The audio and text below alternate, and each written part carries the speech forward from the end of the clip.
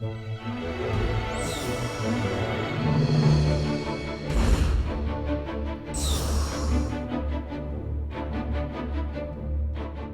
reto a la construcción de confianza y la convivencia en el territorio. Les voy a presentar en este momento a la moderadora y a los panelistas. Nos acompaña Lucía González, quien en el 2013 y 2015 dirigió el Museo Casa de la Memoria de Medellín, el primer espacio creado para la reflexión y la construcción de la memoria del conflicto armado en Colombia y quien hoy nos acompañará moderando esta sección.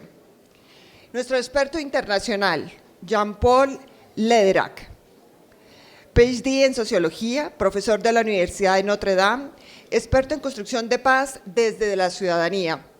Ha diseñado programas de mediación y transformación de conflicto en 25 países. Autor de más de 22 libros, incluyendo La imaginación moral, Construyendo la paz, reconciliación sostenible en sociedades divididas y Preparándonos para la paz, la transformación de conflictos a través de la cultura. También nos acompañan como panelistas Alcibiades Escué, líder NASA, actual alcalde de Toribío, Cauca. Hizo parte del grupo de diálogo minero que reunió a distintos sectores de la sociedad para hacerles recomendaciones al gobierno sobre cómo promover una minería más incluyente. Sigo con la presentación de los panelistas. Paula Moreno, líder social afrocolombiana, exministra de Cultura, actual presidenta de la corporación Manos Visibles e integrante del Consejo Directivo de la Fundación Ford. Juan Camilo Restrepo, actual presidente de Augura, el gremio del sector bananero, ex viceministro de Relaciones Políticas del Ministerio del Interior. Monseñor Omar Alberto Sánchez, obispo de Tibú, reconocido en el 2015 como uno de los mejores líderes de Colombia por su rol como mediador entre las partes del conflicto armado que hacen presencia en el Catatumbo. Y por último, Danilo Rueda, defensor de derechos humanos, hace parte de la Comisión Intereclesial de Justicia y Paz de Colombia. Cedo la palabra.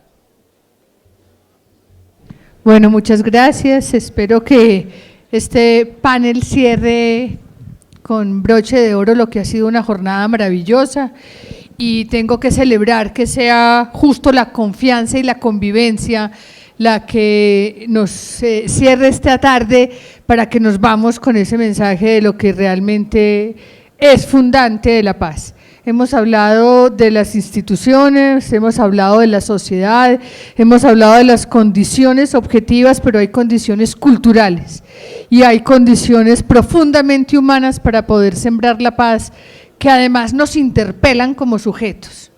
Construir confianza y construir convivencia tiene que partir de nosotros mismos, de cada uno de nosotros. La confianza en principio no es un asunto que uno pueda reclamarle al otro, sino que uno tendría que ofrecerle al otro. Uno tendría que hacerse confiable y creíble, y es un poco lo que nos ha pasado en este país, que hemos tenido por años gobiernos y por años dirigencias que no son creíbles y muchas veces no son confiables y que quien imparte la ley muchas veces no lo cumple. Yo creo que el reto que se nos impone ahora es casi que un examen de conciencia, contrición de corazón y propósito de enmienda.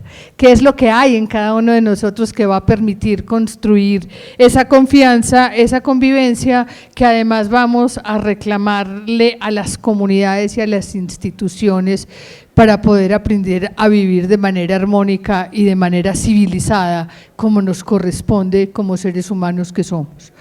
Celebro profundamente la presencia de estos compañeros, además de una riqueza en la diferencia, que también es esa tarea que tenemos pendiente, de aprender a reconocernos y valorarnos en la diferencia, y celebro mucho la presencia de Jean-Paul Lederac, que ha sido un maestro de muchos años para muchos de nosotros sin que él sepa realmente la dimensión de lo que hemos aprendido, y hace muchos años estamos tomándote nota y estamos aprendiéndote y estás en nuestros discursos, de modo que gracias por querernos acompañar con un pensamiento crítico e innovador. Cuando uno habla de imaginación moral, como ha hablado Jean-Paul Lederac, está hablando de realmente pensar muy duro cómo nos podemos mover del lugar de siempre, o cuando habla de la metodología elicitiva, de modo Jean Paul, que a quienes no lo han leído se lo recomiendo, es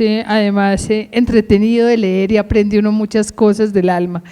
Quien iba a responder aquí era el general Jorge Enrique Mora y me subí a este panel sin preguntar entonces quién responde, o hablamos, responde Paula, bien. Bien por las mujeres y bien por Paula. Bienvenidos pues alcalde Alcibiades, Paula Moreno por supuesto, Juan Camilo Restrepo, presidente de Augura, Omar Alberto, el obispo de Tibú con una larga trayectoria, y Danilo, otra larga trayectoria de defensa de derechos humanos. Tenemos poquito tiempo porque siempre al final el tiempo se acorta.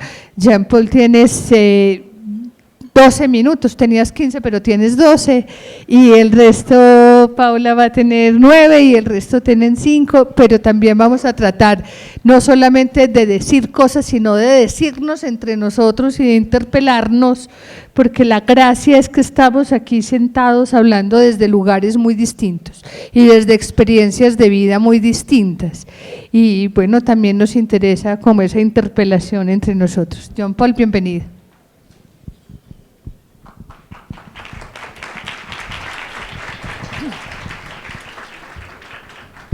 Muchas gracias, siempre un privilegio, un honor estar aquí con todos ustedes, aquí en el panel y con la oficina del autocomisionado, siempre.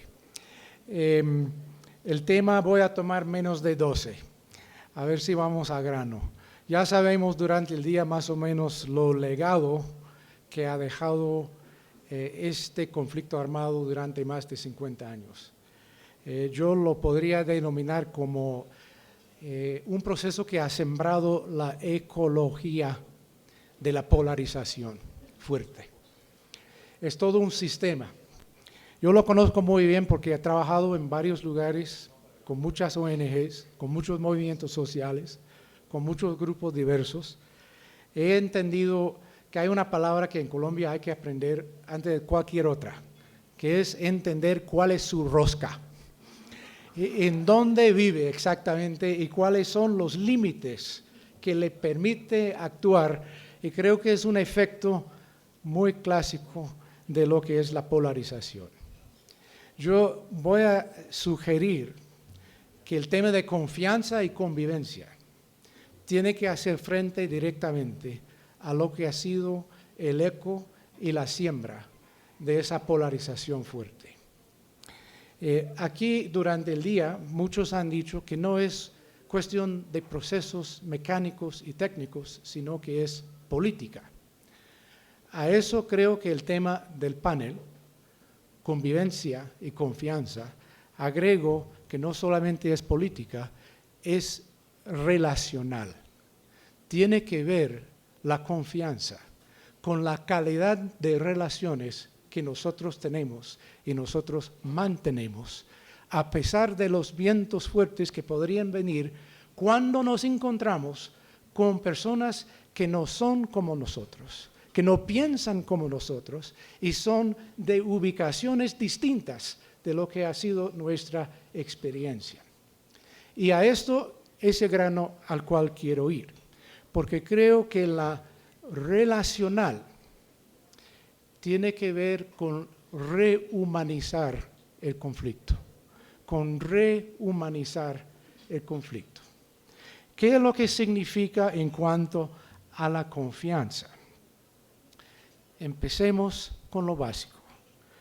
La confianza radica en la percepción, el sentimiento que nosotros tenemos de la calidad de relación uno con otro, de la relación que tenemos entre grupos y espacios sociales.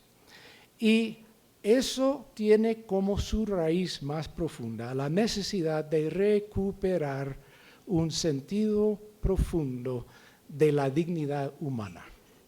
Y la dignidad humana, a mi modo de entenderla, significa dos cosas. Uno que es la capacidad de reconocimiento mutuo. hay una diferencia muy fuerte entre conocer y reconocer. Conocer es saber que ha pasado cosas, entender el contenido, saber los datos, haber escuchado la historia. Reconocer significa que uno mira y ve una persona, un grupo, un lugar específico.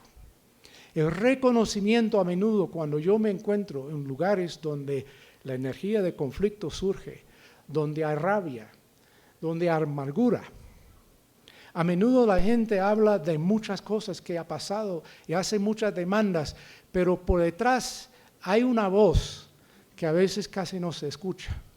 Y es una voz muy sencilla y que dice, oye, aquí estoy, mira, soy una persona, reconózcame. Y yo creo que mucho de lo que se está hablando, de los sectores diversos, de las personas afectadas por la conflictividad, viene por la falta de reconocimiento simple, sencillo y básico, muy necesario. En parte la política pública, saliendo de 50 años de guerra, tiene la necesidad y la responsabilidad de buscar la manera de también hacer el reconocimiento oficial. Es decir, que el Estado reconozca lo que ha pasado. Esto viene de mano con una segunda palabra, que es el respeto. A menudo la actuación de la confianza no es por lo que uno ha dicho, es por lo que uno ha sentido, sí o no, que ha habido un respeto fundamental. ¿En qué radica la etimología de la palabra respetar? Es muy interesante. Viene de lo latino, specere, de respecere. Respetar significa mirar y volver a mirar otra vez, de nuevo. Y aquí radica la confianza saliendo de la polarización y haciendo frente a lo que ha sido, pues, esa capacidad de rosca tan fuerte que ustedes a menudo han vivido. Es la capacidad de ofrecer el remirar, de considerar de nuevo lo que el otro ha dicho, lo que ha sido su experiencia, para poder tener en parte también el derecho de ser reconocido en su propia experiencia. Esas dos cosas, capacidad de respetar, capacidad de reconocer, crean las condiciones de rehumanizar el conflicto. Y no puedo imaginar cosa más importante que está a la base de recrear la confianza. Para mí, la confianza está a la base de lo que significa pasar de un espacio de monólogos mutuos. Es decir, donde aparecemos de distintos lugares, cada uno echando su perspectiva sin poder entablar la conexión humana con el otro, a que sea un diálogo, como el hermano dijo aquí antes, un diálogo audaz. Audaz es un diálogo que escuche, un diálogo que sorprende. Y creo que mucho de lo que se hace falta en el paz territorial es recrear las condiciones de diálogos improbables entre grupos y personas, ¿verdad?, que no han tenido capacidad de entrar en ese diálogo más profundo y significativo. Y en cada región, puede cambiar de región en región, hay brechas estratégicas, históricas importantes que existen. Es como que cada uno sabe cuál es, de qué lado viene cuando habla. Es empresario, campesino, por ahí, por allá, ¿verdad? Ya lo calificamos rápidamente. Y aquí la pregunta clave que nosotros tenemos que afrontar en recrear la confianza. ¿Cómo vamos a permitir los espacios donde los improbables logran sostener en el tiempo un diálogo significativo que permita conjugar sus experiencias diferentes? Eso lleva directamente a la idea de convivencia. Para mí la convivencia tiene un imaginario. El imaginario de la convivencia principalmente es del horizonte de la reconciliación. Siempre he venido hablando del horizonte de la reconciliación porque no creo que ni en la vida siempre logremos tener una reconciliación plena y completa. Pero sí logramos tener capacidad de visualizar ese camino que lleva al horizonte de ese encuentro reconciliado. Y en cada territorio, la convivencia no empieza porque todos están inmediatamente dispuestos y de acuerdo. Empieza porque hay espacios que cambian la dinámica de polarización, que agregan más luz a la historia vivida, que agrega más capacidad de entendimiento que permita que otras personas retomen un camino que han dejado desde hace mucho tiempo. Para mí, ese horizonte de reconciliación es el horizonte de nietos. Las personas y los grupos que yo he visto en varias, sino muchas partes del mundo, que han logrado en medio de conflicto armado abrir espacios de diálogo con sus enemigos, casi siempre lo han logrado porque han entendido su interdependencia,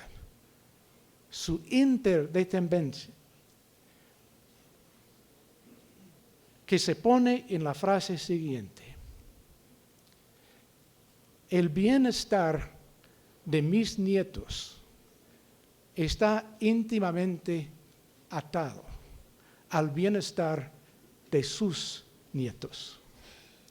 Cuando la gente tiene una visión que vea las posibilidades de que eso es un horizonte que se crea, que no van a legar a otras generaciones, esas polarizaciones que llevan a la violencia, permite un cambio fuerte en su capacidad de entender que esto tiene que abrirse un espacio que va más allá de solamente los con los cuales yo estoy de acuerdo.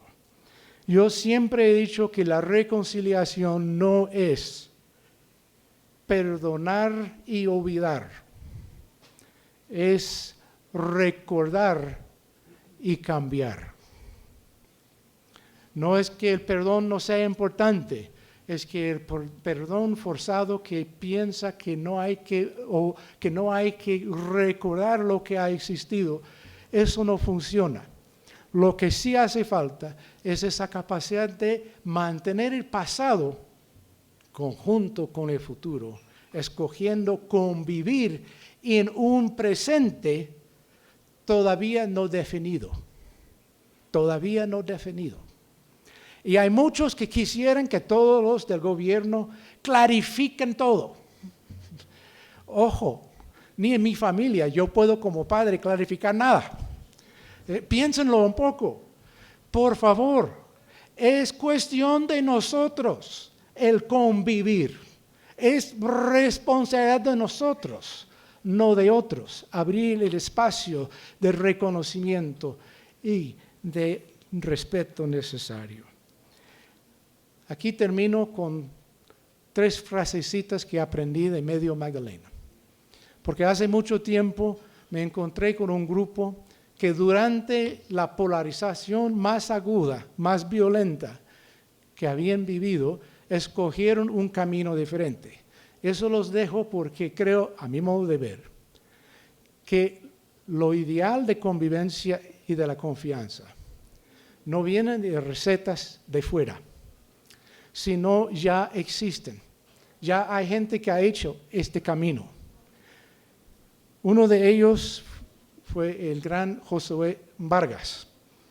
Si el nombre Josué Vargas no les suena nada, sugiero que compren mi libro. No, sugiero que busquen en sus propias historias, porque es un nombre que vale la pena en ese momento histórico, aquí en el país, a recordar. Josué Vargas, quien hizo una pequeña ponencia en un momento dado, rodeado por armas, donde decían: nosotros no vamos con ustedes, nosotros no vamos con ellos, nosotros no salimos de ese lugar, hoy hemos decidido pensar por nosotros mismos. Y ellos crearon ese proceso, ¿verdad?, de campesinos de todo el río Carare, donde tenían como una serie de principios que les voy a dejar como los principios, a mi modo de ver, más importantes para recrear la confianza en plena polarización. 1. Nosotros nos comprometemos a ser honestos y transparentes. No hablamos en reuniones secretas. Abrimos los espacios a que participan los que participan y hablemos claros y honestos. 2. Nos comprometemos a que no tengamos enemigos. Nos conocemos aquí todos. No tenemos enemigos. Dialoguemos con todos. Compromiso 3, y el más duro quizás. Nosotros nos comprometemos a entender a los que no nos entienden. A ver si ustedes podrían poner en marcha esos 3 principios y a ver si de ahí nos va saliendo mayor confianza y convivencia. Gracias.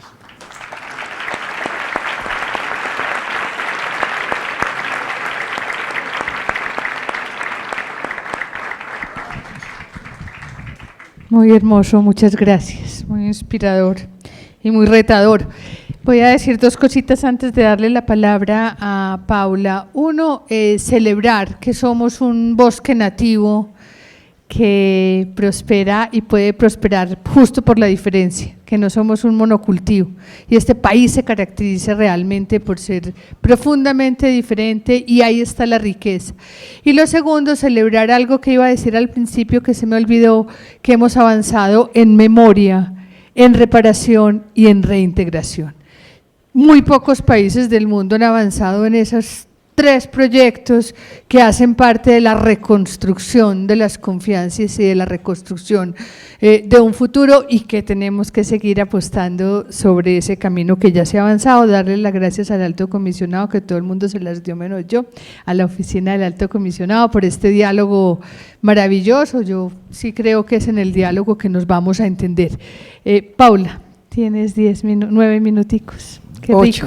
rico. 8. No, Muchísimas gracias, profesor, por su intervención, y a Lucía por sus palabras. Reiterar el agradecimiento al Alto Comisionado, y de hecho pensaba que es importante realizar también estos foros en el Catatumbo, en Quibdó, en Tumaco, donde además pues de pronto algunos de nosotros no hemos estado en los otros espacios, pero como tener estos espacios abiertos, porque yo creo que en el territorio, obviamente aquí en Bogotá es muy importante seguir teniendo estos diálogos, pero cuando uno se para en Quibdó, se para en Tumaco, se para en Catatumbo, en muchas ocasiones se pregunta de qué paz estamos hablando, ¿no?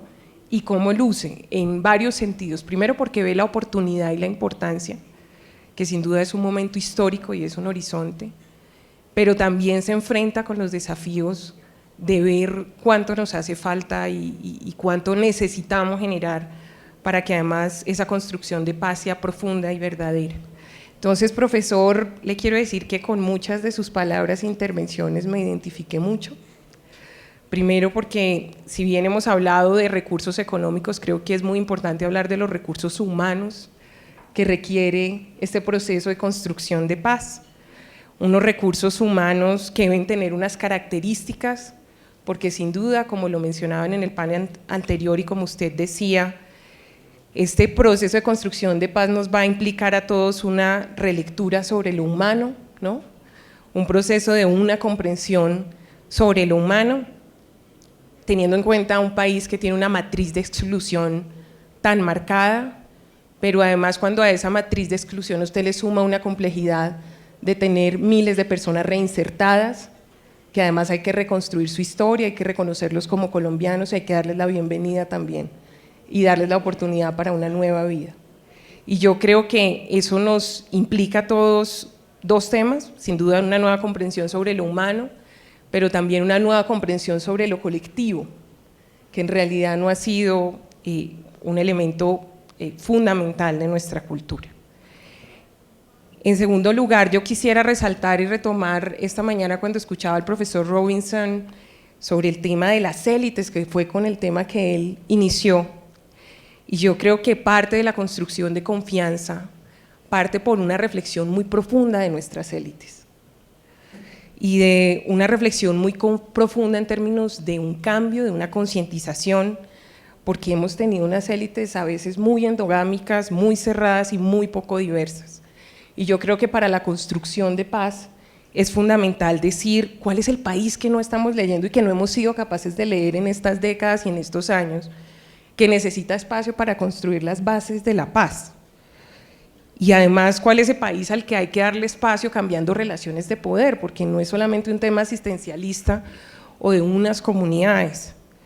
Y creo que ese elemento es uno de los más críticos para generar una falta de credibilidad. Y una falta de credibilidad que permite que hace que en muchas comunidades, yo lo digo porque además realizamos un proceso con más de 500 líderes, sobre todo en el Pacífico colombiano, y las expectativas de la paz son mínimas, son muy pocas, ¿cierto? Son muy pocas. Incluso la líder de un consejo comunitario, uno de los principales del Pacífico, decía es que la paz de la que están hablando no es para nosotros. ¿De qué paz estamos hablando? Y yo creo que el interlocutor, y que uno sienta que el interlocutor comprende su diversidad y lo reconoce, es un elemento fundamental, y eso pasa por una reflexión muy, muy profunda de a veces estas microélites que uno siente que son muy cerradas. Segundo, creo que la construcción de confianza también, y eso parte de lo humano, de comprender las complejidades de lo humano, la construcción de confianza parte también de a veces decirse las verdades con la crudeza que eso implica. Porque a veces uno siente que le están dando discursos, uno se para en los territorios y uno dice, dime cómo lo vamos a hacer acá. En muchos territorios, o por lo menos en los que yo conozco, y de pronto ese es mi sesgo, yo digo aquí va a ser más sociedad civil que institucionalidad o gobierno, porque las instituciones que no hemos construido en todos estos años, en un año o en 2 años, no van a estar. Si no funciona el hospital, si no funciona la universidad, si no funciona esto, dígame con qué instituciones lo vamos a hacer. Pero es necesario decir aquí va a tocar meter más sociedad civil que gobierno, porque además en muchos lugares no hay empresariado. Y mientras el empresariado llega y construye la confianza, también va a ser un proceso complejo.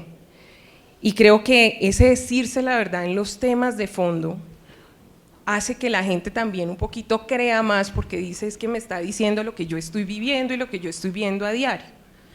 Y bueno, digamos que quisiera, y hay otro tema que solamente quisiera mencionar brevemente, y creo que en esa materia, por ejemplo, el tema de economías ilegales es uno de los temas críticos. Uno dice cuáles son los esquemas económicos que van a ayudar a que esto en realidad se cambie en muchos de estos territorios donde no hay empleo. ¿Cuáles son esos esquemas económicos? ¿En qué se va a trabajar? ¿Cómo se va a hacer? ¿Qué forma tiene eso? Y muchas de las comunidades dicen, en municipios donde hay 70% de desempleo, 50% de desempleo, si no hay empleo para nosotros, ¿cómo se va a generar? Entonces yo creo que esa lectura, pero además esa generación de credibilidad, diciendo las cosas por su nombre, pero además mostrando respuestas efectivas, es muy, muy importante. En un tercer lugar, creo que también es importante hacer ese mapeo de líderes, que yo sé que obviamente la alta consejería ya un proceso, de pronto algunos o muchos de los líderes con los que nosotros trabajamos no están al tanto, pero creo que es muy importante hacer un mapeo de líderes y de las organizaciones críticas en los territorios, pero además convocarlos y decirles usted qué más necesita para ampliar el bien que está haciendo. Nosotros acabamos de hacer un proceso de fortalecimiento con organizaciones comunitarias en el Pacífico, haciendo ese proceso de fortalecimiento, haciendo un diagnóstico riguroso. La mayoría de las organizaciones son voluntarias, no están conscientes del proceso de construcción de paz, trabajando en los territorios más críticos, y creo que es vital establecer contacto de forma más directa con muchas de ellas, pero además mirar cómo podemos fortalecerlas para que sean los protagonistas, porque yo creo que en ese mapa de líderes que de hecho Francisco de Rulo decía, el padre de Rulo decía, en ese mapa de líderes invisibles es donde va a estar el corazón del asunto. Muchos de nosotros que estamos aquí en Bogotá, que vamos y venimos del territorio, vamos y visitamos, pero los que han estado allá saben cómo hacer las cosas, y creo que los grandes expertos en construcción de paz sin duda están en el territorio. Y convocarlos y preguntarles cómo van a hacer, como nos decían las redes de mujeres en Tumaco, para poder mirar a los ojos y poder manejar todo el dolor que llevan dentro de estas comunidades es un tema urgente. Cuando hicimos un proceso con mujeres en el Pacífico, la primera actividad que nos pidieron fue programas de salud mental para manejar el dolor que llevan dentro. No fue ni siquiera empleo, no fue ni siquiera, fue salud mental. Pero creo que con esos líderes y con esas organizaciones hay que establecer un contacto además para decirles cuál es la agenda y sumarlos a esto. Y finalmente yo creo que sí falta, y ahí lo digo después del diálogo que he sostenido con varios consejos comunitarios, y creo que en general para las autoridades étnicas de este país, que son propietarias del 30% del territorio, hay un tema en el que, por ejemplo, no se tiene confianza en que se ha negociado, que es el tema de los territorios colectivos y las reservas campesinas. Es un tema que muchos líderes de consejos comunitarios dicen, díganos, por ejemplo, en el Chocó, qué zonas de reserva campesina se van a crear, cuando además por propiedad colectiva, más del 80% del territorio es propiedad colectiva. ¿Cuál es el territorio para reservas campesinas? Y creo que esos llamados de los consejos comunitarios, de los más de 180 consejos comunitarios, es importante hacer una asamblea y explicarle a la gente de qué se está hablando en temas territoriales, porque lo que nos han dicho y nos han repetido es que la paz, que creo que es una cosa muy grave, que me lo repitieron líderes de los consejos comunitarios en el Chocó y en Tumaco, diciendo es que la paz no es para nosotros. Y obviamente ellos están en el corazón, puede que les falte información, pero quieren saber a ciencia cierta porque no creen cuando les están diciendo es que su territorio no está en negociación.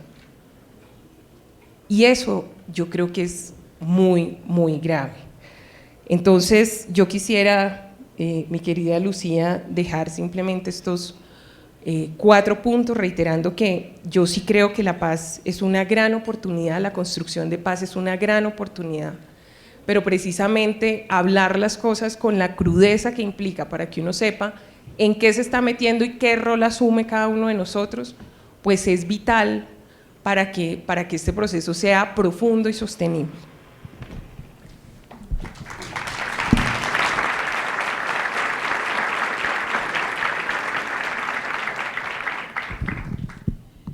Paula, muchas gracias. Creo que abre muchas preguntas y pone muchas inquietudes que trae del territorio, hace propuestas, y la idea ahora es que quienes representan o quienes están desde algún lugar, puede que no representen, pero uno no es sino esa experiencia que es de vida, y esa es la gracia, y es que ocupa un lugar, carga con una experiencia, con unos paradigmas, con unas limitaciones, pues abramos esta conversación más que una ponencia sobre cuáles son, a esas preguntas, a esas propuestas que hace Jean Paul, las reflexiones que se hacen, por ejemplo, desde Augura, desde una empresa que ya vivió la guerra, que ya ha hecho procesos de paz con sus enemigos, y que hoy como paisas le seguimos exigiendo que avance sobre esos retos que tienen en un territorio como Urabá, que fue expoliado por la empresa privada y abandonado por el Estado.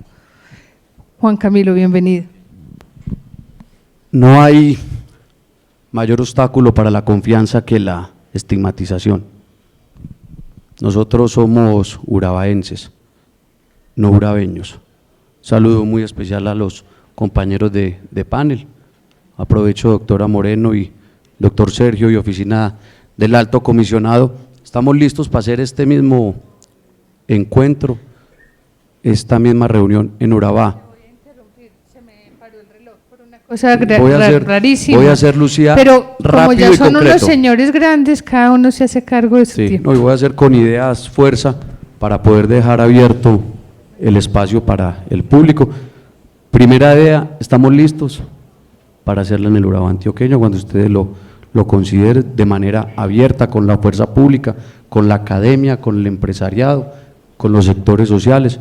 Saludo muy especialmente a personas que han trabajado mucho por el Urabá antioqueño, la doctora Piedad, el doctor Juan Camilo Restrepo, entre otros compañeros y compañeras.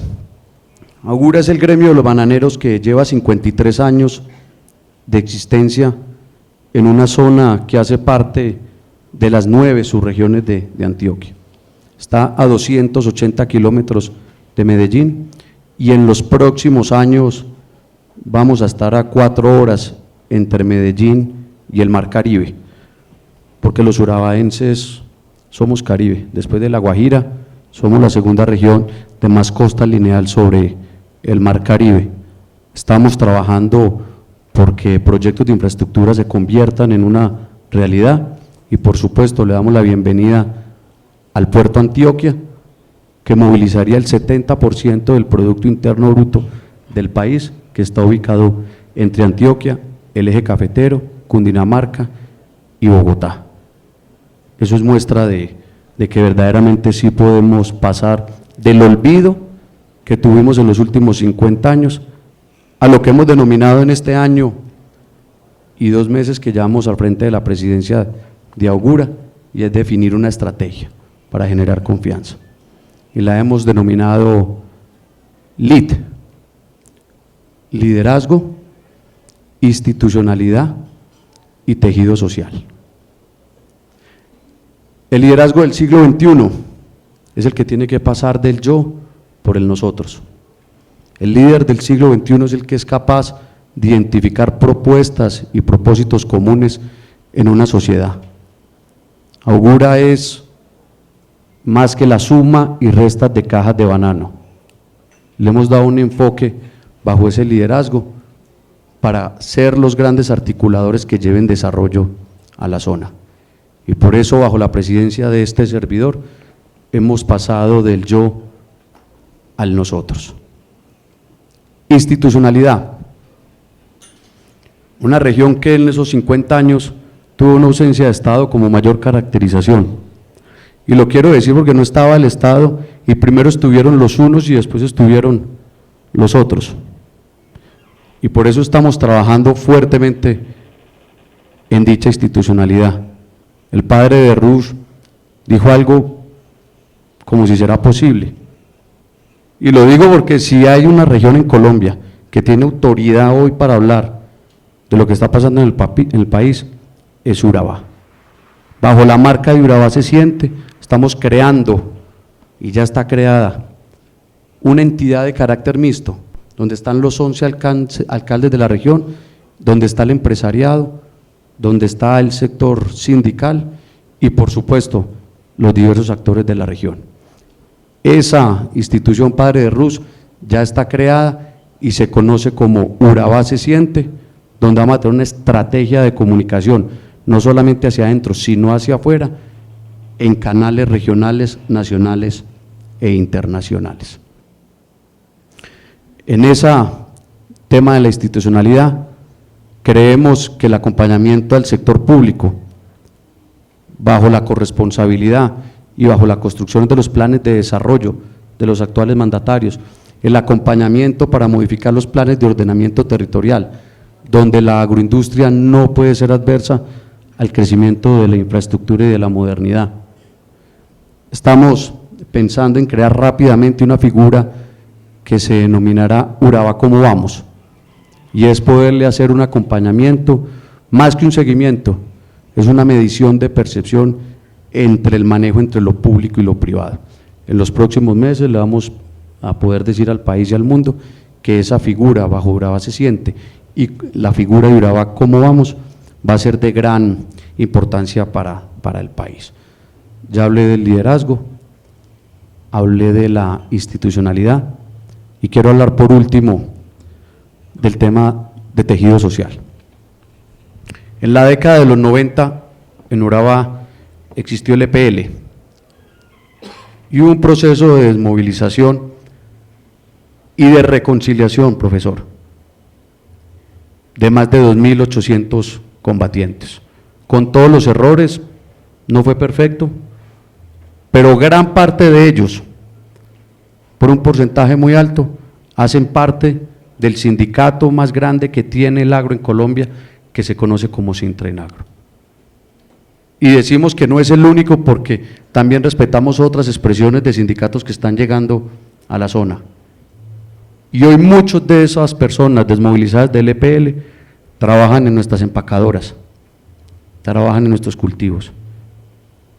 El señor Guillermo Rivera, presidente del Sintrenagro, hoy trabajamos mancomunadamente para que hace menos de 6 meses firmamos una convención colectiva bajo la modalidad de arreglo directo en escasos 19 días.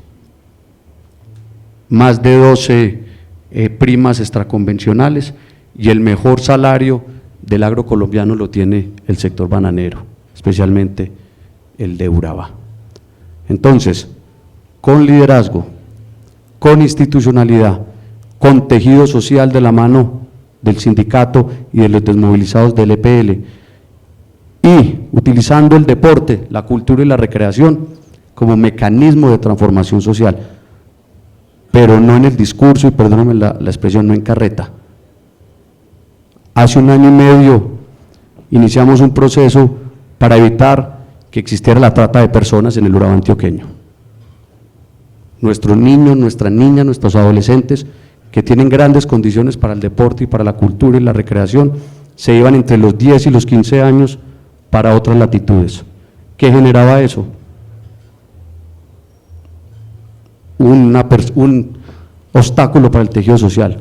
Hoy podemos decir que más de 2.000 niños tienen deporte organizado, aficionado, el fútbol en nuestra región de Urabá. Y en los próximos días vamos a llevar la liga de natación, la liga de atletismo y vamos a seguir empoderando liderazgos, porque en Urabá, en lugar de estigmatización, queremos que exista la confianza. Muchas gracias. Muy bien, Juan Camilo, muchas gracias. Ese modelo de reconciliación con el EPL hay que retomarlo en estos tiempos, que fue costoso, pero muy valioso y sostenible. Danilo, desde tu lugar de los derechos humanos, hablemos de la posibilidad de la confianza en este país y de la convivencia. Muchas gracias al doctor Jaramillo y a todo el equipo de la Oficina del Alto Comisionado. Retomando como varias de las ideas aquí fuerza, y quiero hacer resonancia de algunas de ellas, pero sobre la base de la necesidad de reconocer las razones de la desconfianza. Y creo que hay una razón de fondo, en razón del conflicto armado, y es la concepción de enemigos. Y esa concepción de enemigos que se tiene sobre los habitantes rurales en las zonas más recónditas de Colombia, por el simple hecho de que por allí circulaba, pasa o tenía presencia la guerrilla.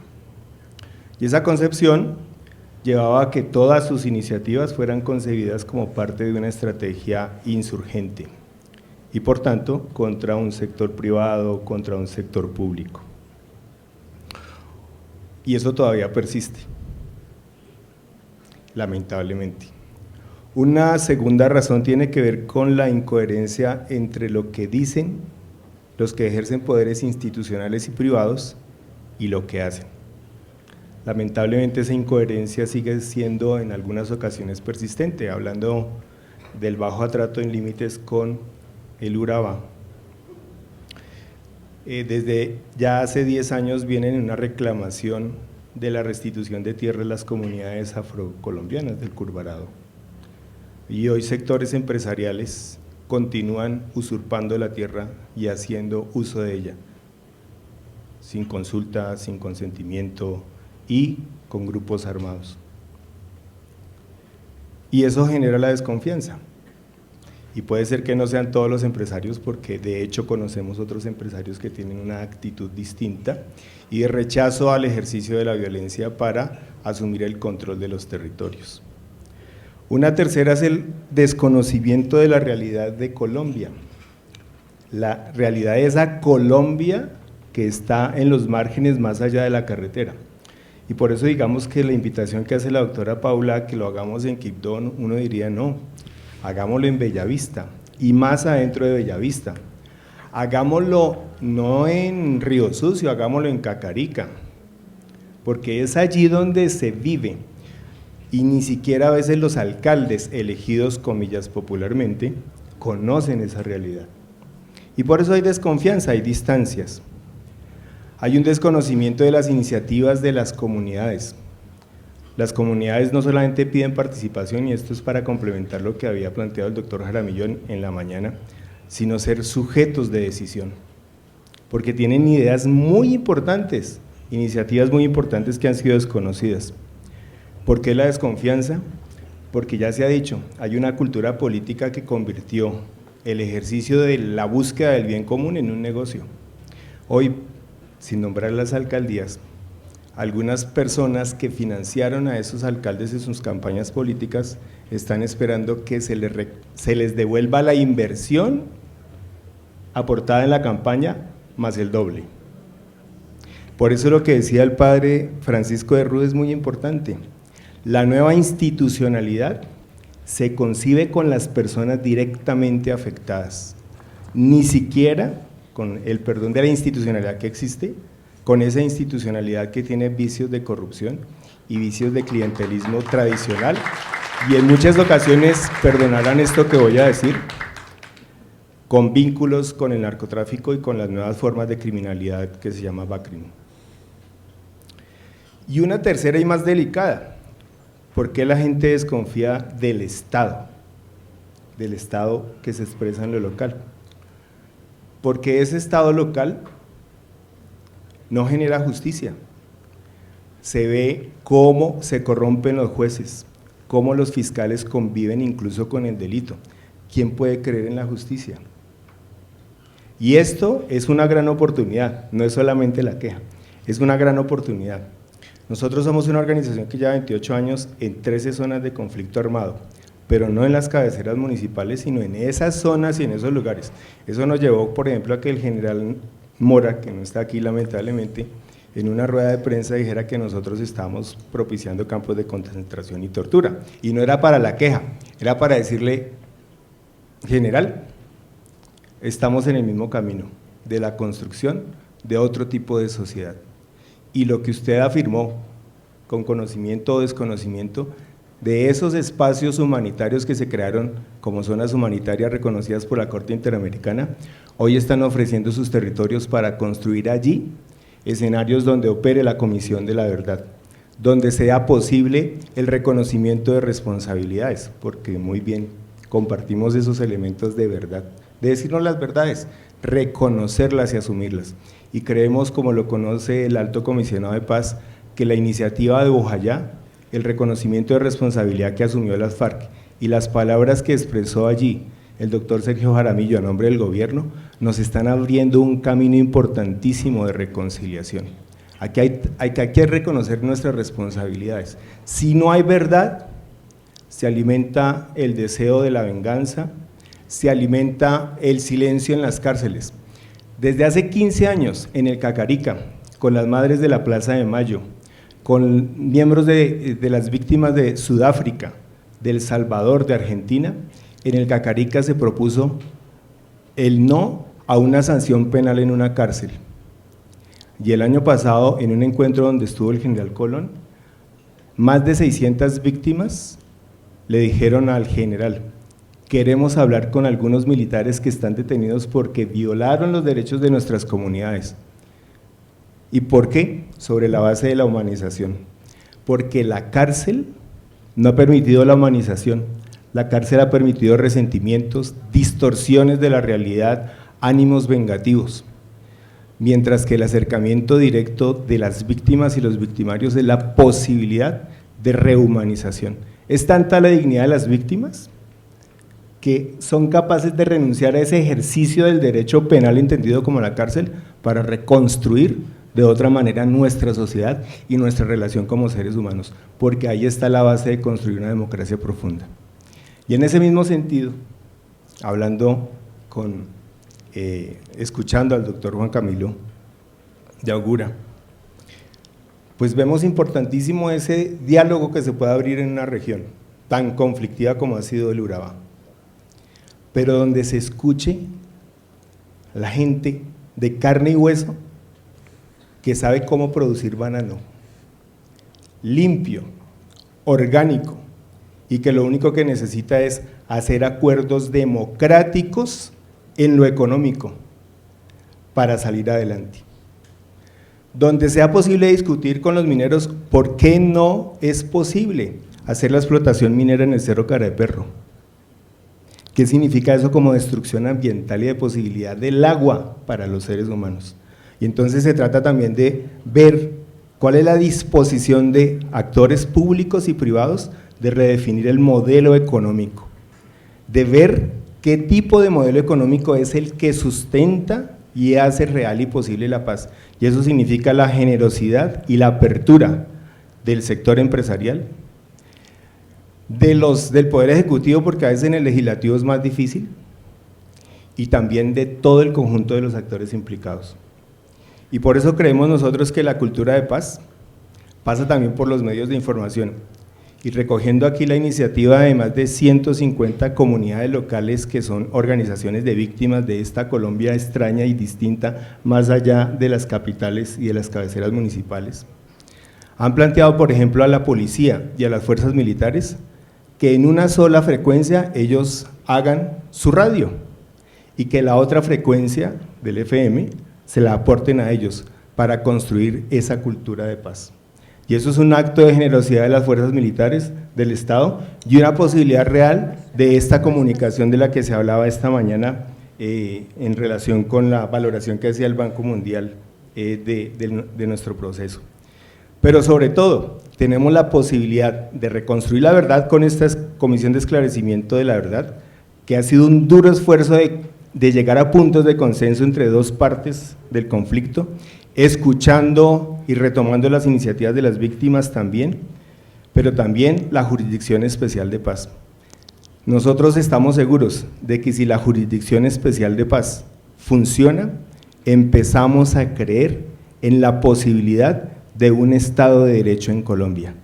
Y sobre todo, si es posible, que todos los que tengamos algún tipo de responsabilidad participemos voluntariamente en ese escenario para que tengamos la posibilidad de experimentar la dignidad de las víctimas, que es no venganza, no sanción en una cárcel, sino la posibilidad de reconstruir juntos el tejido social al que se refirió el doctor Juan Camilo Restrepo.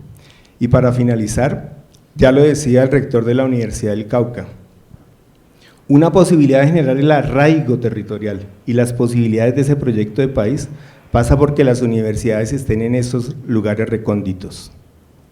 Y por eso, por ejemplo, en el Naya, en el Putumayo, comunidades campesinas, indígenas y mestizas han propuesto ya tierras, algunos ya tienen infraestructura para que la Universidad del Cauca u otra universidad privada inicien allí la Universidad de la Paz, donde ofrezcan diversas carreras, donde haya un currículo sustentado en la propuesta de paz, sobre la base de que incluso los victimarios puedan dar allí clases.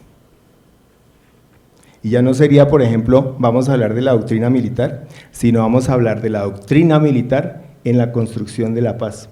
Cómo transformar el espacio universitario para generar cultura de paz.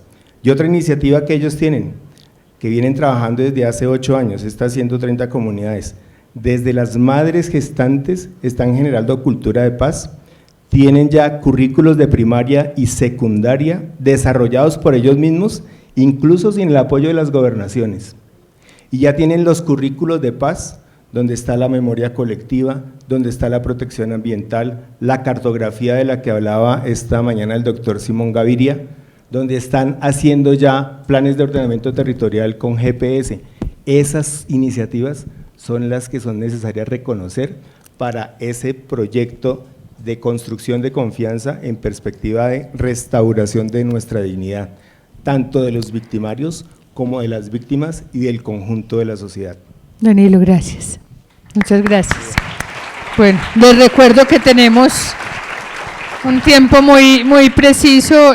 Alcalde Alcibía de Sescué, alcalde de Toribío, desde su experiencia, desde su comunidad, desde su vida, su experiencia de vida que aporta en clave de convivencia y confianza para este propósito de la paz.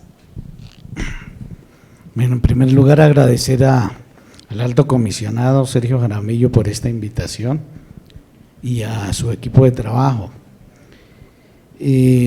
Bueno, ya queda muy claro conceptualmente y de lo que es confianza y convivencia. Uno hablar de Toribío, hablar del Cauca, pues toca que empezar diciendo de que si se habla, y particularmente si se habla de comunidades indígenas, están estigmatizadas y catalogadas como guerrilleros, narcotraficantes, robatierras, o del otro sector le dicen que son paraestatales o informantes de la fuerza pública. O sea, esa estigmatización pues le ha hecho mucho daño al Cauca, le ha hecho mucho daño a los pueblos indígenas, sumado a eso el tema de corrupción. Si uno le pregunta a una comunidad desprevenida, cualquier sea el sector, ¿y qué será construcción de confianza y convivencia? La respuesta es, hay tres respuestas al respecto. La primera es que, ¿qué es lo que requiere? Las comunidades indígenas, su historia, los pueblos afrocolombianos campesinos y en la mayoría de los colombianos de la zona rural del país, producto de este conflicto armado y de la violencia que ha vivido durante años, el país en la sentencia 025 y en el auto 04 del 2009, la Corte Constitucional nos da 4 elementos estructurales del problema que viven los pueblos indígenas afrocolombianos. Una es la pérdida del territorio, 2 ha sido la pérdida de la identidad, 3 ha sido la pérdida de la autonomía y 4 es el exterminio físico y cultural de estos pueblos. De 102 pueblos indígenas, 36 pueblos indígenas están viviendo esa situación. Digamos, esa es la realidad de este país. Ahora, los estudiosos, la academia, los políticos, todos, la mayoría, todos conocen cuáles son las causas del conflicto y de la violencia en este país, pero no ha habido voluntad y creo que interés de superar para atender esas causas. Es un asunto estructural del país a la que se debe resolver. Igualmente, un segundo elemento que yo quiero también aquí expresar es lo siguiente. Cuando se habla de necesidades básicas insatisfechas en el Cauca y en la población, en la periferia, ¿qué es lo que ocurre? Todo está estudiado, a excepción de algunas regiones y algunos departamentos del país, excepto algunos municipios, pero la mayoría de los municipios de cuarta, de quinta y sexta categoría, se conoce todo ese tema de las necesidades básicas insatisfechas y no han sido atendidas. Están estudiadas, están profundamente identificadas, inclusive se han propuesto soluciones, se han propuesto mecanismos de actuación del Estado para resolver, para atender ese problema, pero tampoco se ha atendido ese problema.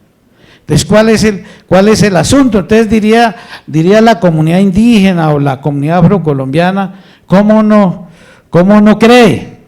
¿Cómo no genera confianza? ¿Cómo no puede convivir cuando hay problemas estructurales no resueltos y hay necesidades que no han sido atendidas y tampoco resueltas? ¿Cómo genera confianza en la institucionalidad? ¿Cómo se genera esa confianza, digamos, en la administración local, en la administración departamental? ¿Cómo se crea a esos políticos? ¿Cómo se le crea a esos senadores?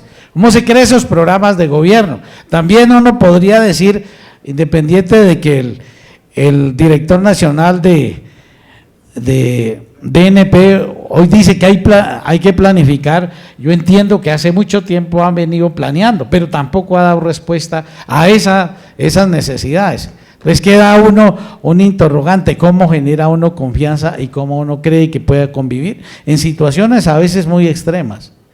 El caso de La Guajira, con una situación de niños desnutridos que están muriendo, o el caso del Cauca, cuando pues por otras situaciones han perdido el territorio, o en el caso de la Amazonía, cuando se le está quitando, digamos, su espacio vital, que es la Amazonía, y es la vida, la naturaleza, ¿cierto? Entonces uno ahí se deja unas preguntas que uno diría. Primero, uno encuentra que no hay, la institucionalidad del gobierno, del Estado, no tiene esa capacidad institucional para dar respuesta.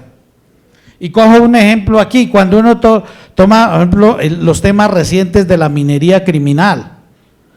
El Estado no ha sido capaz de responder ni policía, ni política, ni estructuralmente a este problema de la minería criminal, donde se están secando los ríos. Aquí viene un asunto que es muy importante tenerlo en cuenta. Además, en muchas regiones del país también brilla por su ausencia. Sí, están las alcaldías, están los inspectores, pero es una presencia política y económica ¿qué? Para atender las necesidades ¿qué? ¿Cierto? Ahí viene un asunto que nos parece que es importante. Y el tercer tema que yo quiero referirme, detengo un poquito aquí, es, dicen las comunidades indígenas, cómo mantener la sonrisa y restablecer la alegría. ¿Qué toca aquí hacer? Ahora sí me dedico a este tema, cómo generar confianza y cómo poder, poder construir convivencia a nivel social, económico y político.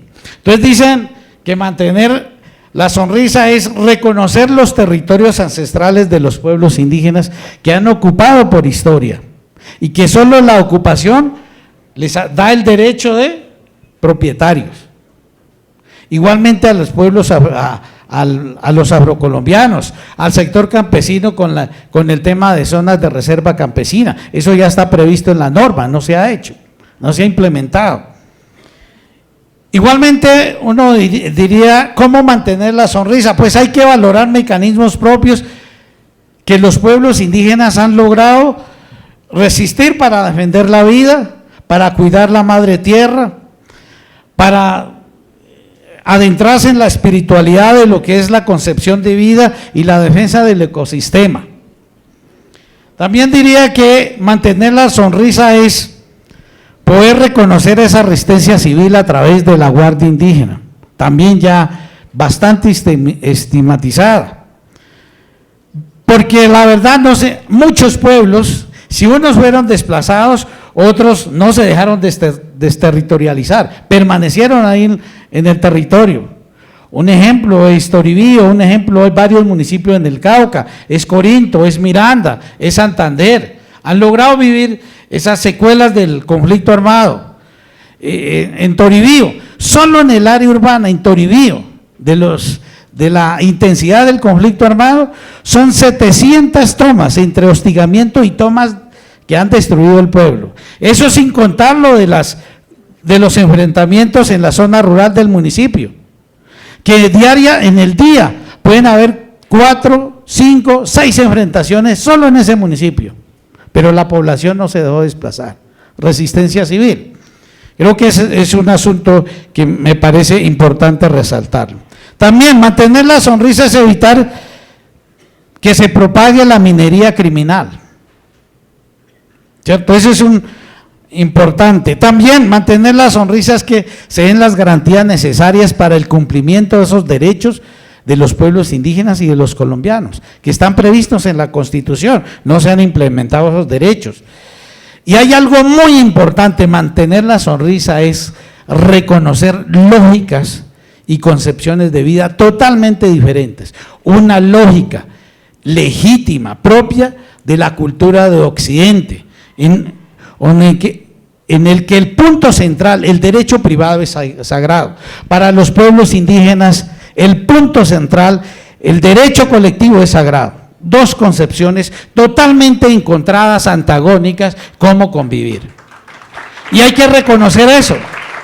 Y si hablamos en el ámbito político, toca que empezar a reconocer que otro es diferente. Si hablamos en el ámbito económico, hay que reconocer que unos tienen la concepción diferente de lo que es economía. Para unos será renta, para otros será poder vivir en armonía y equilibrio con la naturaleza. Ese reconocimiento creo que es muy importante tenerlo en cuenta.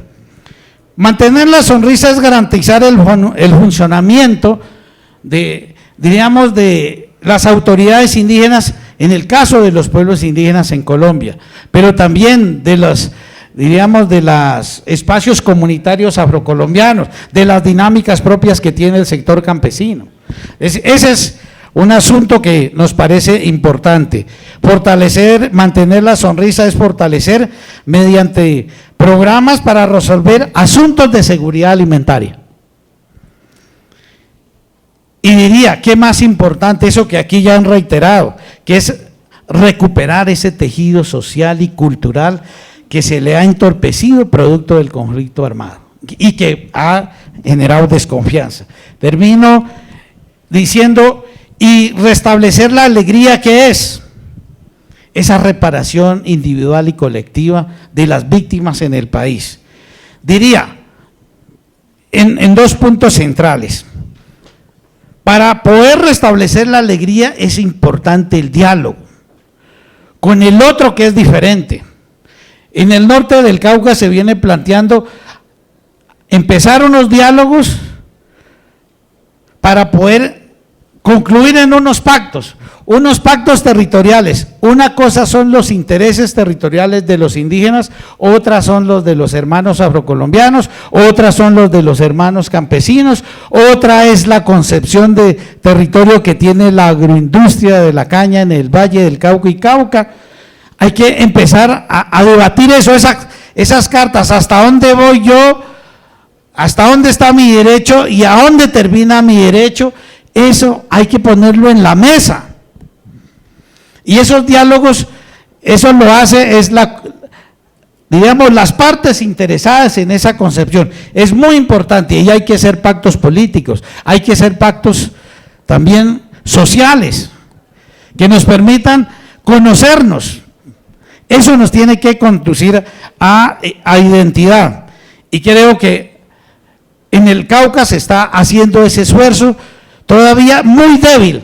Aquí es muy importante fortalecer, garantizar que eso se dinamice, haciendo que estas conversaciones que sí son débiles se fortalezcan para que dé mayores resultados.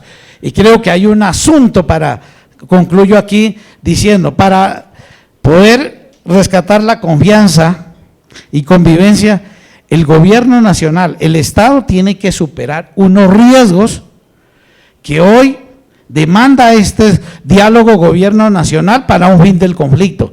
Hay riesgos eminentes, unos políticos, otros seguramente económicos, otras raíces propias del conflicto, la cultura del conflicto que está en nuestros corazones y mentes de muchos colombianos y no de todos.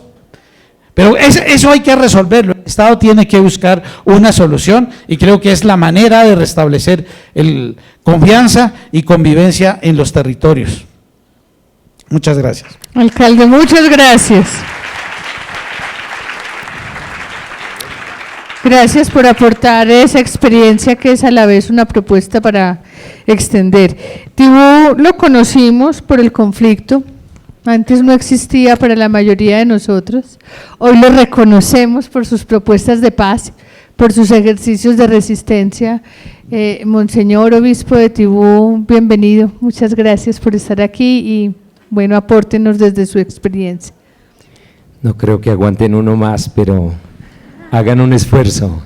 Gracias por la invitación, particularmente no por poder participar, yo estoy muy satisfecho de haber oído con atención todo el desarrollo del foro. Me parece que los que estamos aquí somos obreros de esta paz y que nos vamos a llevar muchas herramientas que nos van a ser útiles. Aquí hay un marco conceptual muy riguroso. Así que yo no voy a estar en esas grandes ligas, sino voy a ser bastante elemental. Lo primero, dos premisas para entendernos, digamos, yo soy un convencido de este proceso de paz. O sea, creo en una paz grande, la paz grande de Colombia, que pasa por llegar a acuerdos con las FARC, de llegar a acuerdos con el ELN, con el EPL y con quien se quiera interponer en una apuesta de un país que pueda vivir en convivencia, en equilibrio, en inclusión, etc. Así que me confieso trabajador de esta paz, no con ingenuidad, solo con el ejercicio de las ponencias uno entiende que esto es complejo. Digamos, es simple, la guerra es simple, es elemental. Lo complejo es la paz. Y en ese sentido, suelo decir allá en el Catatumbo, antes añoraba la paz cuando era joven y trabajaba por estas cosas, ahora le tengo miedo por las cosas que hay que hacer. Porque es el momento de ser inteligentes, pertinentes, un montón de características que no es fácil conseguir. Entonces, no me quedo sin decir para este tema de que yo sí hago una altísima valoración del ejercicio de diálogo que ustedes han hecho en La Habana. Yo no sé a la gente por qué le parece simple ver negociar al Estado colombiano con las FARC.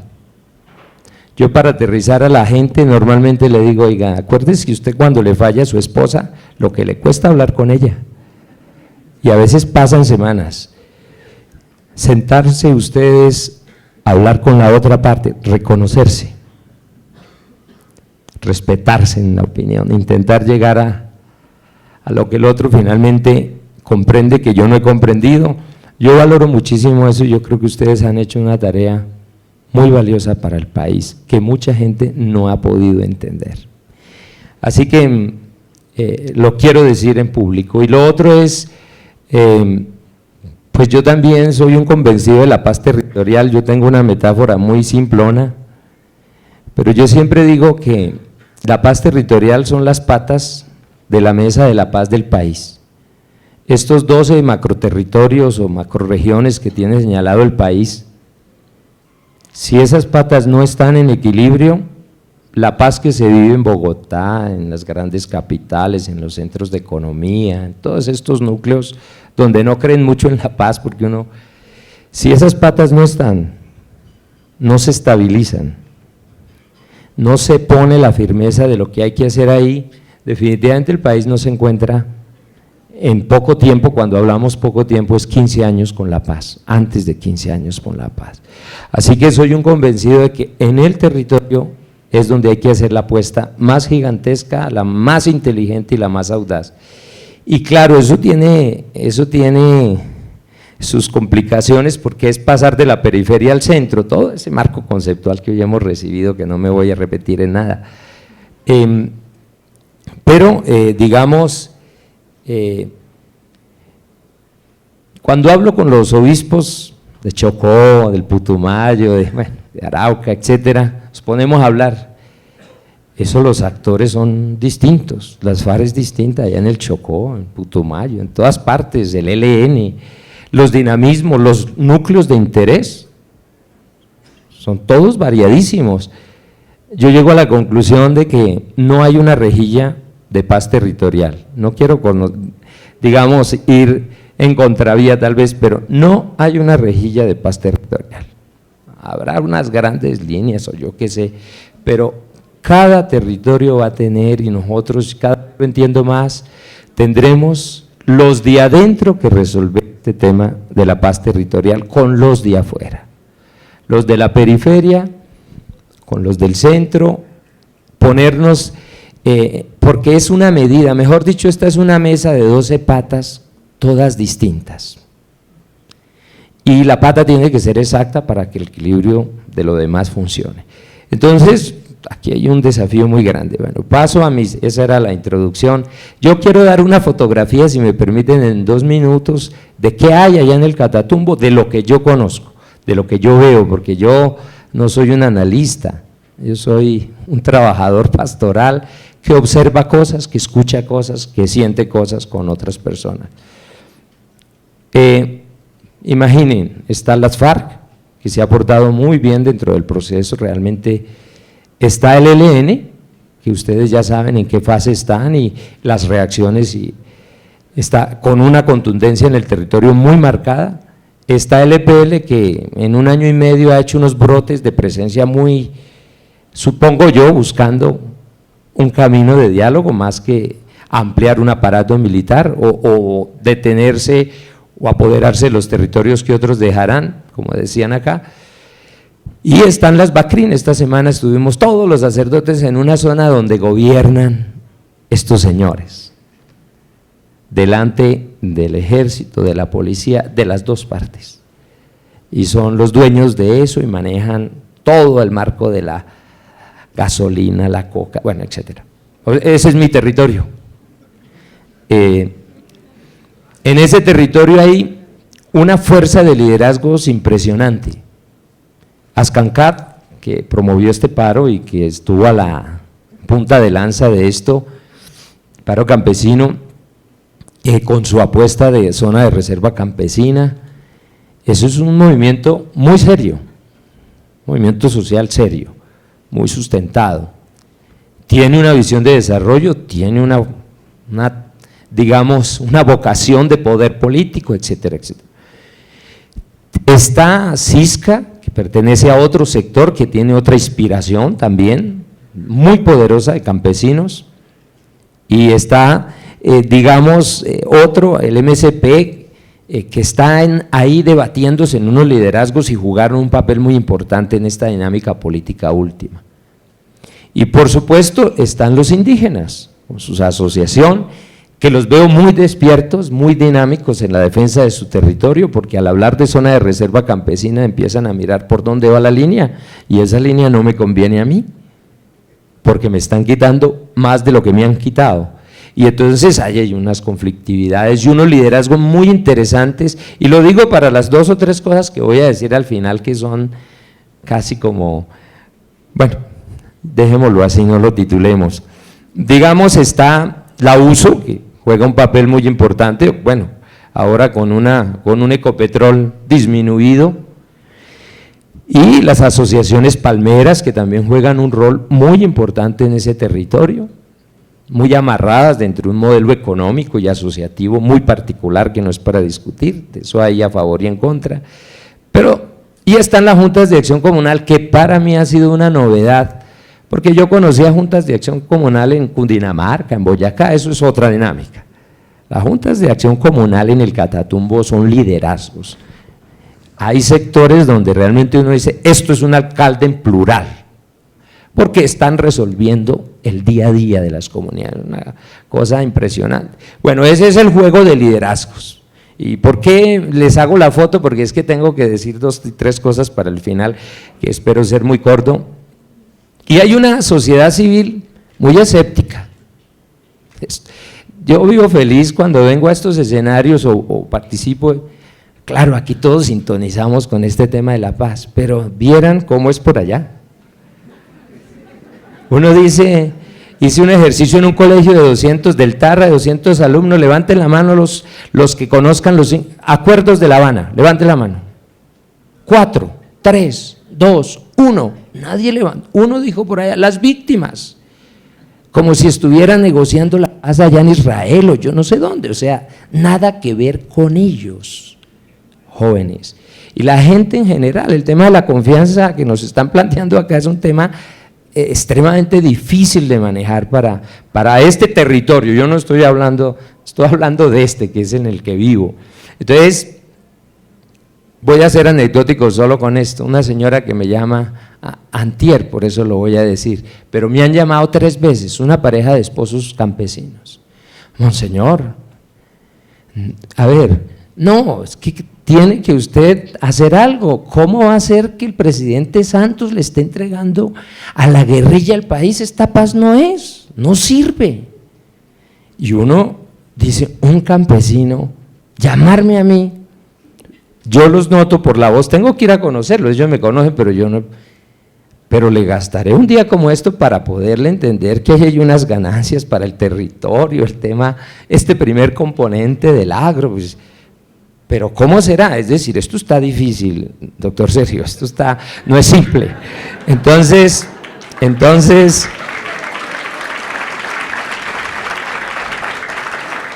bien, cierro el panorama, pues obviamente ustedes saben que el Catatumbo tiene una agroindustria palmera fuerte, el petróleo, la minería, el carbón está ya haciendo unos daños ecológicos muy tremendos, y la coca.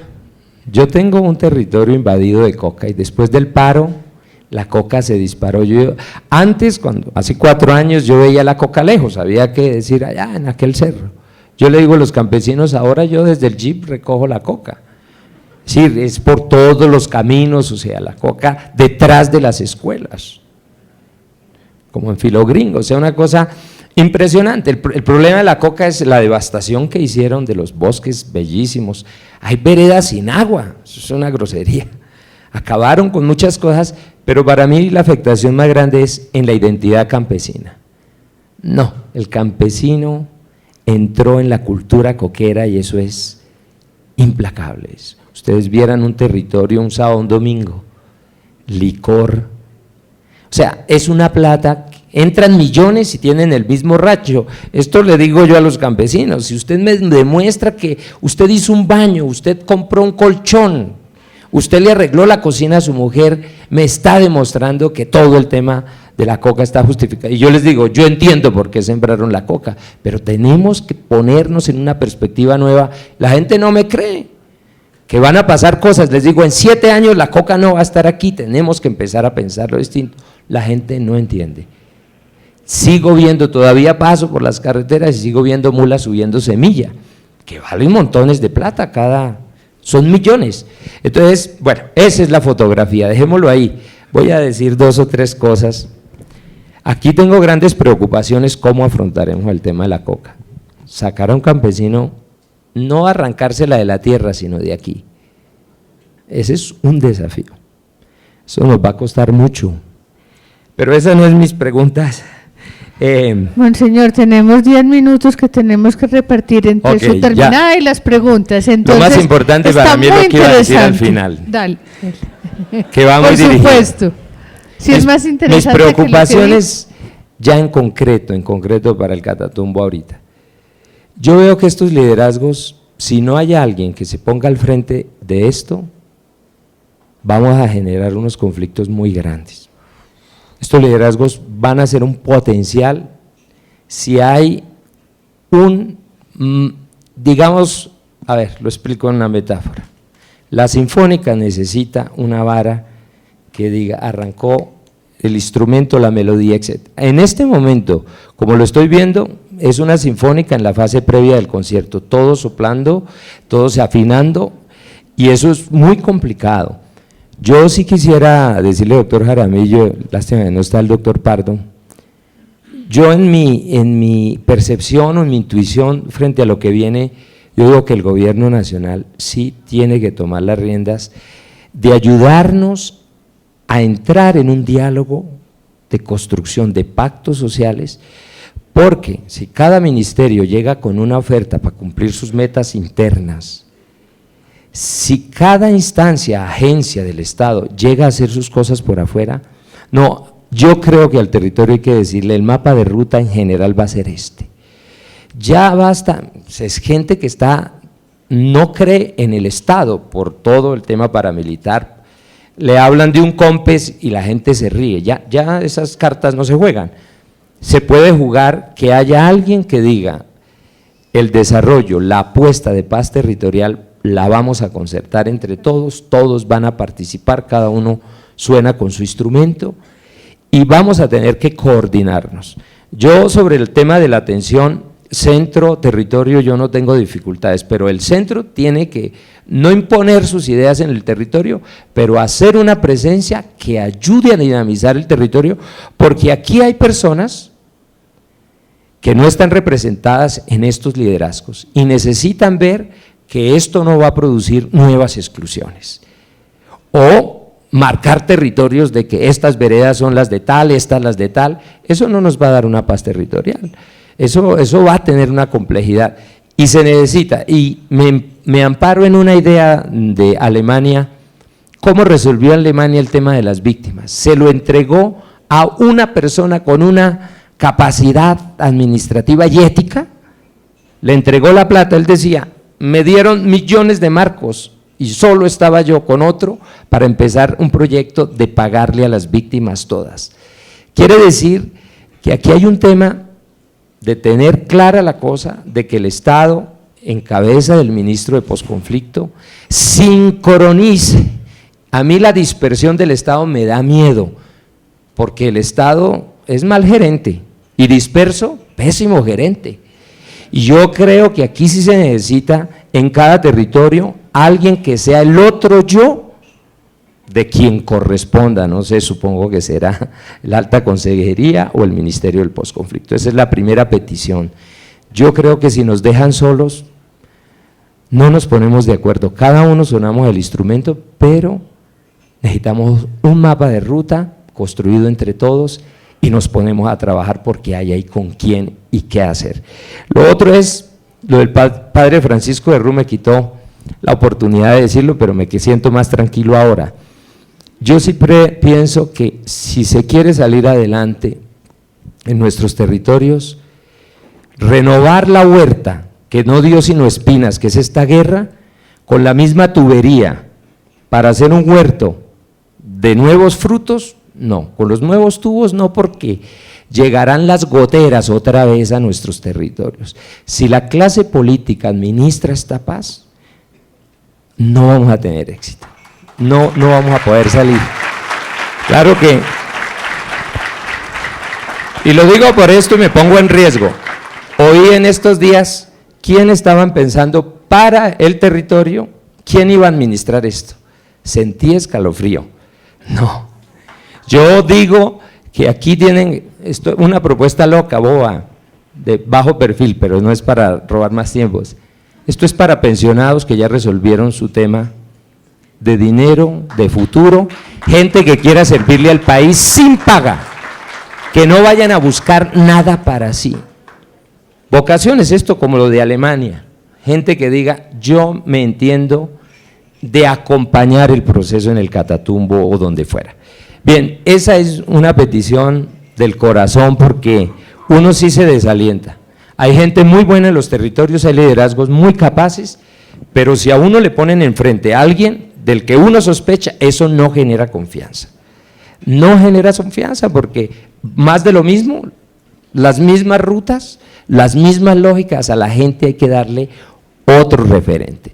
Y una cosa muy puntual, tengo miedo y lo expreso públicamente de eso que ustedes llaman la ERR, Estrategia de Respuesta Rápida. Yo tengo miedo de que la estrategia nos reviente por dentro. Eso es como los regalos de Navidad que hacemos nosotros cuando vamos a los barrios pobres. Si no hay para todos es mejor no dar, porque se pelean entre amigos, porque el que queda sin nada dice, entonces ¿qué había que hacer? En fin, digo yo, hago una advertencia, de pronto estoy hablando de cosas que no entiendo o no sé, pero yo digo en el Catatumbo, una estrategia de respuestas rápidas, claro. Ustedes no necesitan sino hacer tres cosas, las digo. Pongan las 3 vías que equilibran al Catatumbo, con esas 3 vías la gente dice, esto es cierto, la paz es verdadera, no necesitan más. Pongan un hospital digno en Tibú, digno. Yo no sé cuánto tarda un hotel en construir aquí en Bogotá, 8 meses, y poner un equipo técnico. Es que hay gente que si se enferma de una apendicitis en una vereda se muere, no puede ser posible. Pongan 2, uno en el Tarra, eso sí es generar confianza. Hicieron, y la última es una propuesta sobre educación. Ya terminé. Una respuesta sobre educación. No es posible que en La Gabarra hagan un mega colegio donde los muchachos no vienen al colegio todos los días porque están raspando, sin haber planteado un modelo de educación para el Catatumbo que resuelva el tema de una cultura de paz y de un futurible donde finalmente salgamos adelante. Eso no, así no puede ser. ¿Qué hay que hacer? Respuestas rápidas. Bueno, pongan a discutir a todos los docentes del Catatumbo, no a los políticos, a los docentes del Catatumbo, cómo es que debe ser la construcción, cómo es el ideal para el futuro, y si esos niños tienen unos docentes que construyen un modelo, será fantástico. Así que me da miedo, digamos, ese tema de respuesta rápida sin saber realmente qué van a hacer, pero es muy probable que le den a uno, a una organización, a otra, y entonces la otra se siente menos o más, y entonces unos se suman a eso es conflictivo. Bueno, yo pido excusas de lo excesivo, pero agradezco el espacio y digamos, muy convencido de que en el fondo los que tenemos las respuestas grandes, todo el tema no es de dinero. Las respuestas grandes están en los territorios. Muchas gracias, perdón.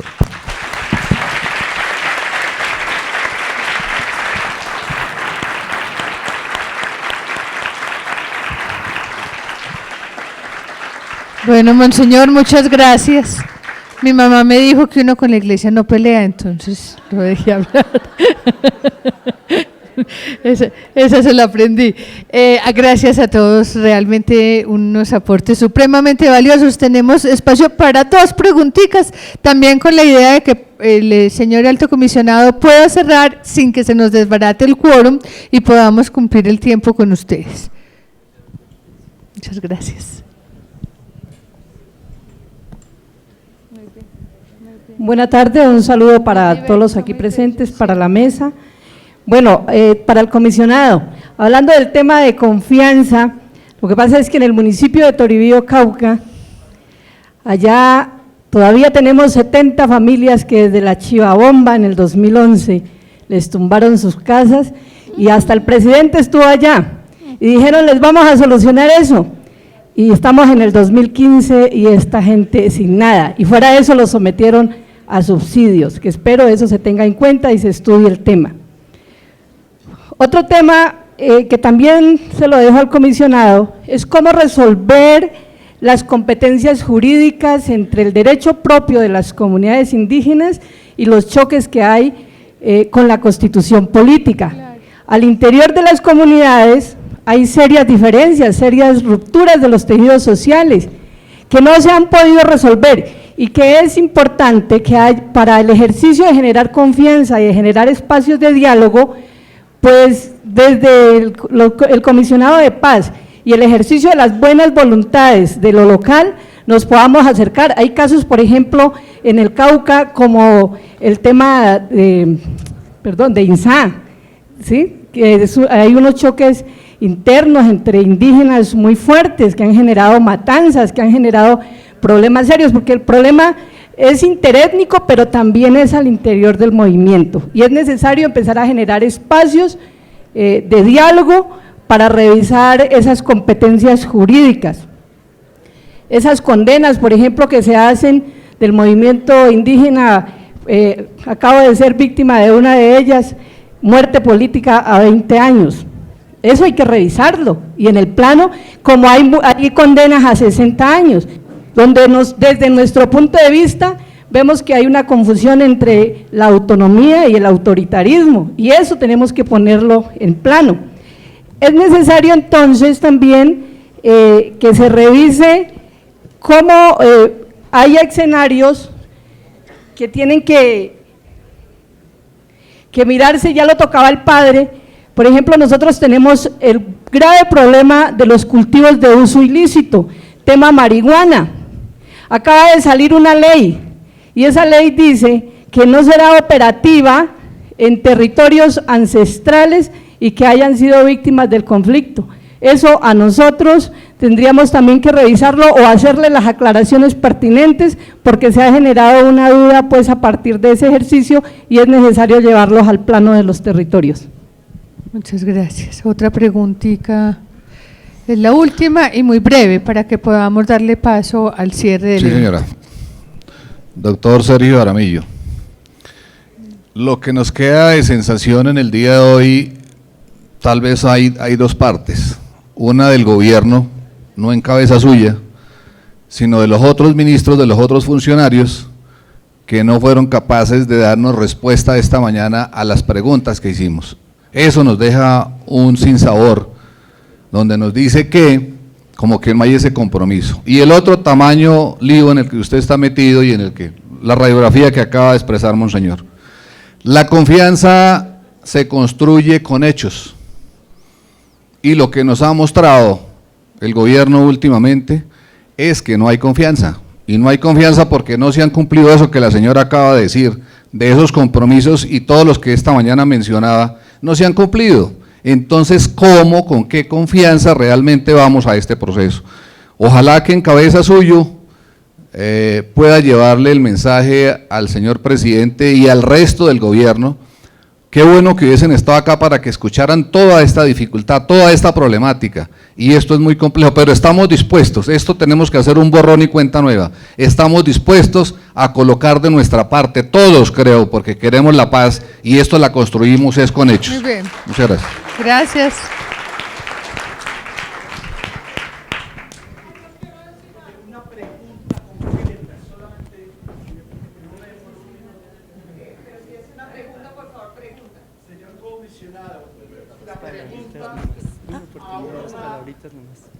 Solicitud hecha desde las comunidades indígenas y desde las comunidades afrocolombianas. En este diálogo ellos están pidiendo que se permita sentarse en la mesa de La Habana a las delegaciones indígenas y afro para resolver 2 o 3 problemas que ya se han mencionado aquí.